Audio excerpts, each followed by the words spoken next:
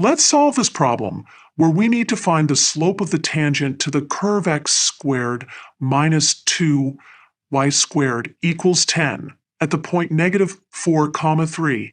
Let's visualize this problem. Here's our coordinate system, and this is our curve x squared minus 2y squared equals 10. The point we're interested in is at negative 4, 3.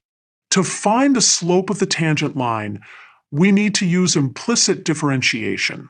Let's differentiate both sides of the equation with respect to x. The derivative of x squared is 2x for negative 2y squared. We use the chain rule to get negative 2 times y times dy dx. Now let's solve for dy dx.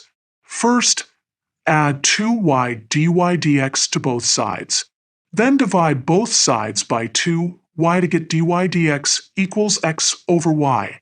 Finally, let's substitute our point negative 4, 3. When we plug in x equals negative 4 and y equals 3, we get negative 4 over 3. Here's the tangent line with that slope at our point.